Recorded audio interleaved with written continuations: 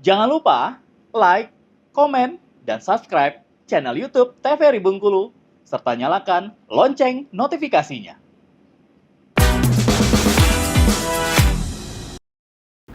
Obrolan pas di sini kita kembali lagi bersama ini. Terima kasih banyak untuk Anda yang selalu setia nonton Opini hanya di TVRI Bengkulu. Kita kembali nih ngobrol bersama dengan Pak Dodi nih, pemirsa Opini. Untuk di kali ini, nah tanpa disengaja, wah seragam kita nih sama nih warnanya. Sepertinya TVRI Bengkulu ini sudah bulog banget. Nah, Pak Dodi, kita lanjut kembali nih Pak Dodi.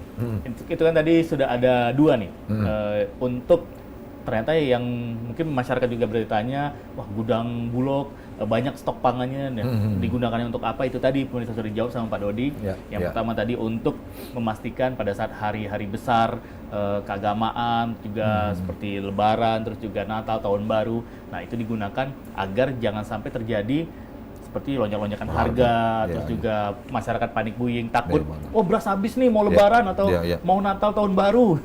Nah jadi disitulah peran Bulog untuk mengeluarkan isi gudangnya nih untuk diberikan pada masyarakat, mulai seperti pasar-pasar murah, bazar pada dia, itu adalah salah satunya. Terus juga lanjut lagi untuk persiapan amit-amit jangan sampai terjadi untuk bencana alam. Nah selain itu ada apa lagi nih Pak Dodi? Seperti program-program kalau yang masyarakat masih terngiang-ngiang sampai sekarang, raskinnya. Nah, tapi kalau sekarang itu sudah diubah ya Pak Dodi ya? Ya. Jadi memang adalah kalau kita review atau refresh kemarin sekitar 4-5 tahun kemarin, memang ada program namanya beras miskin ya. Beras raskin atau rastra, beras untuk masyarakat prasejahtera. Jadi salah satu program yang dijalankan oleh pemerintah untuk membantu saudara-saudara kita yang kurang berkecukupan, hak akses mereka terhadap komoditi pangan, khususnya beras tadi itu gitu. Nah, berjalan waktu, program tadi itu berubah dengan bantuan pangan, sama aja. Artinya program tadi itu secara teknis yang disasar tetap masyarakat saudara-saudara kita yang kurang berkecukupan untuk hak akses mengkonsumsi beras. Nah, program bantuan pangan tadi ini pasca 4-5 tahun kemarin juga sudah kita gulirkan, sudah kita jalankan sesuai dengan nanti apa menjadi mandat arahan pemerintah, seperti apa nanti detail teknisnya itu sudah kita jalankan.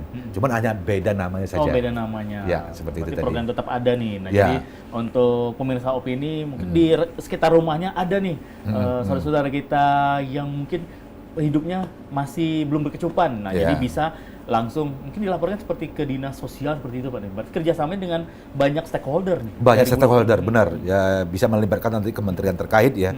Apakah nanti dari Kemensosnya, apakah nanti dari pemberdayaan, kementerian pemberdayaannya, atau nanti data by name by address terhadap penerima manfaat atau KPM tadi ya, keluarga penerima manfaat tadi itu mungkin nanti ditarik dari Bappenas. Nah, tadi pusat nanti berdasarkan data-data yang dari kementerian terkait itu membuat satu database terhadap masyarakat ataupun rakyat tadi yang kurang berkecukupan tadi itu untuk menjadi sasaran keluarga penerima manfaat untuk bantuan pangan tadi ini. Oke. Nah, kalau yang sekarang untuk bahan pangan yang didapatkan sama seperti tetap sama nih, Pak? Iya, komoditasnya tetap beras. Oke, komoditasnya tetap beras 10 kg per keluarga penerima manfaat. Oke, itu nih. Dan yang menariknya yang tadi sudah disampaikan sama Pak Dodi nih, yang akan kita bahas nih terkaitan dengan program pemerintah sekarang nih, bahwa presiden kita swasembada pangan dan targetnya ternyata melampaui Pak Dodi. Nah, untuk mengenai program swasembada pangan nih, untuk peran Bulog, ini kan pasti banyak juga stakeholder juga yang terlibat, mulai dari bahkan sampai ke TNI, polisi juga ikut terlibat. Nah, untuk peran Bulog di situ mensukseskan swasembada pangan ini seperti apa nih Pak Dodi? Ya, mungkin pada lingkup Bengkulu dulu ya. Jadi memang diarahkan dari itu bahwa sesuai dengan cita-citanya Presiden Prabowo tadi itu kita hand to hand ya. Hand to hand bekerjasama, berkolaborasi dengan TNI. Dalam rangka juga untuk memudahkan kita bersama juga dengan pemerintah daerah, terutama dari provinsi maupun kabupaten kota,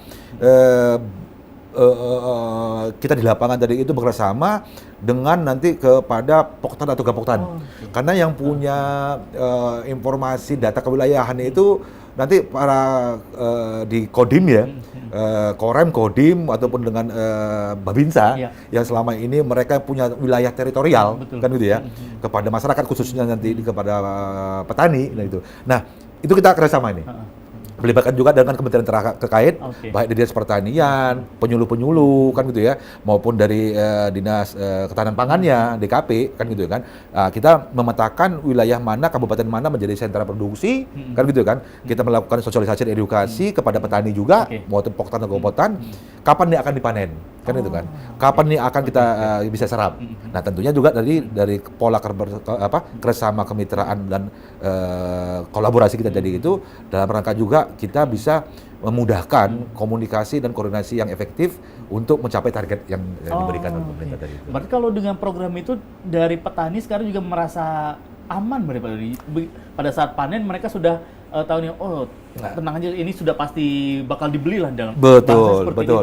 Jadi kembali lagi nih ya, headnya adalah ketika dengan harga gabah 6.500 itu sudah menjadi suatu harga yang sangat membantu meningkatkan kesejahteraan petani. Ya mungkin kalau sebelumnya harga gabah per kilogram tadi itu 6.000, 6.200, 6.300. Nah sekarang semangatnya Pak Prabowo dalam rangka untuk menciptakan kedaulatan pangan tadi itu adalah meningkatkan kesejahteraan petani dengan menaikkan harga gabah di tingkat petani menjadi 6.500. Nah tentunya semangat dan program yang diberikan oleh Pak Presiden tadi itu harus kita juga dorong ke tingkat kabupaten kota menjadi daerah-daerah potensi panen yang mana yang harus kita bisa serap dengan harga 6.500 tadi itu. Nah tentunya itu tadi kembali lagi itu tidak mudah kan gitu kan. Betul. Harus kita tadi kerjasama hand to hand tadi itu bagaimana berkolaborasi dalam rangka untuk capaian target kita secara kewilayahan yang ada di Bengkulu tadi ini. Nah kalau di Bengkulu sendiri nih Pak Dodi untuk yang menjadi wilayah target kita untuk swasembada pangan ada di daerah mana Pak Dodi? Ya, jadi kalau seperti teman-teman juga mengetahuinya bahwa kalau kita di Bengkulu tadi ini kan 9 kabupaten 1 kota ya. Betul.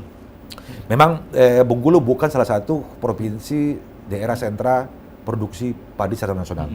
Tapi ada spot-spot tertentu, ada kabupaten tertentu yang memproduksi padi yang cukup signifikan, terutama di daerah Bengkulu Selatan, di daerah Muko-Muko, utara sebagian. Nah itu kita sebelumnya dengan pemerintah daerah, dinas terkait dia pertanian maupun para TNI yang ada, baik tingkat Kodim maupun Babinsa yang di lapangan tadi itu alhamdulillah sudah kita serap. Jadi memang produksinya Bengkulu tadi ini secara nasional dia belum memenuhi terhadap kebutuhan jumlah populasi rakyat ataupun masyarakat Kota Bengkulu. Kurang lebih di 2.400.000, 2.500.000 ya pertumbuhan penduduk yang ada di Bengkulu. Nah ini produksinya ini belum bisa mengcover. Kan itu dari total produksi yang ada di Bengkulu. Makanya mungkin nanti didatangkan dari Lampung. Ya kan, atau dari provinsi terdekat, misalnya dari Sumatera Selatan kan, atau Sumatera Barat gitu ya kan. Tapi secara produksi untuk kewilayahan tadi itu gitu kan. Nah itu menjadi potensi yang bisa kita serap khusus untuk Bulog sebagai cadangan pada pemerintah. Nah ketika pasti pada posisi misalnya musim tanam kedua, nah itu pasokan bisa didatangkan dari Lampung ataupun dari Sumsel. Jadi kalau mungkin katanya menuju ke kedaulatan pangan secara provinsi kewilayahannya saja gitu. Untuk Bengkulu tadi itu. Jadi seperti itu. Jadi ini juga bisa menjadi pemicu atau juga semangat untuk para petani untuk berlomba-lomba memproduksi hasil sawahnya menjadi produk yang berkualitas. Gitu. Berarti kalau untuk peran Bulognya mulai dari sebelum menanam sudah dikontrol, mulai dari seperti bibit padi yang digunakan seperti apa, juga penggunaan pupuknya, juga pestisidanya bahkan. Jadi kita pisahkan dulu ya ruang lingkup tadi terhadap fungsi kontrol dan tanggung jawabnya ya. Mungkin kalau kita bicara di hulu, dari mulai lahan, dari mulai bibit, dari mulai pupuk, pestisida, alsintan, pasca panen dan seterusnya tadi itu mungkin di dalam lingkup Kementerian Pertanian. Ya kan? Nah nanti mereka memproduksi dari hulu mereka sampai dengan panennya. Panen, oke. Oke, nah nanti dia mulai terjadi ya, cetak lahannya, bibitnya, pupuknya, pestisidanya, sampai dengan dia akan menuju ke panen. Oke. Nah, ketika nanti akan dipanen, nah di sini peran Bulog. Oh, oke. Jadi kita posisinya di hilir sebagai off-taker pada posisi nanti menjamin bahwa seluruh hasil produksi pertanian kepada petani tadi itu dibeli, diserap oleh Bulog dengan harga yang sangat baik. Sangat baik. Dengan harga 6.500, itu tadi sesuai dengan harapan dan cita-citanya dari Pak Prabowo tadi itu meningkatkan kesejahteraan petani dengan harga 6.500 per kilogram. Oke, jadi peran Bulog ada di situ nih pemirsa opini. Ya. Jadi pada saat musim panen tiba, Ya. baru Bulog masuk di situ untuk langsung Ya. membeli gabah langsung dari petani dengan harga luar biasa sekali. Ya. Nah, berarti Pak Dodi kan pada saat musim panen juga ketemu sama petani. Gimana Pasti. nih mendengar respon langsung dari para petani kita nih? Ya, Begitu siap. mendengar, wah Bulog siap nih untuk menampung semuanya Hasil tanpa produksi. ada berkurang satu biji pun Ya, betul, dengan betul. harga yang sangat luar biasa. Betul. Ya, jadi sebelumnya kita lakukan sosialisasi ya dan edukasi itu tadi kepada pemerintah provinsi sampai di tingkat kabupaten dan kota, melibatkan stakeholder yang ada, dinas pertanian, ketahanan pangan dengan para TNI kan gitu ya, sampai kepada Poktan, Gapoktan dan penyuluh, Oke. memastikan tadi bahwa hasil produksi, hasil panen tadi itu akan diserap oleh pemerintah. Oke. Dalam hal ini adalah Bulog dengan harga 6.500 per kilogram. Itu yang pertama. Nah, yang kedua memastikan juga kepada petani tadi ini ya. Ya. Mohon maaf, mungkin di lapangan tadi ini biasa dalam perdagangan perekonomian tadi itu, kalau kita dulu kenal dengan namanya agen beras atau para tengkulak. Ya. Nah, ini mereka yang memainkan harga Oke. sehingga sebenarnya yang diterima oleh petani ini harganya harus 6.500.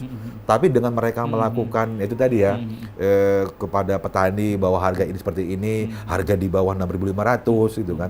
Nah, ini petani tadi ini ya pasrah saja mungkin. Oke. Ya 6.200 alhamdulillah, 6.000 dibeli juga ya alhamdulillah juga. Nah, sekarang pemerintah masuk. Oke. Bulog hadir di situ dengan harga 6.500. Pertama tadi itu untuk merangsang dan memastikan bahwa petani ini bergairah Oke, betul. untuk mempertahankan dia akan terus bercocok tanam. Benar. Tujuannya apa tadi? Untuk swasembada pangan. Swasembada. Yang kedua, menjamin tidak terjadi alih fungsi lahan. Ya mungkin kalau selama ini dengan harga yang mungkin di bawah 6.500, ya sudahlah, tertarik dengan sawit, ya sawit. Betul, benar. Tertarik dengan karet, ya coba saya alih fungsi dengan karet.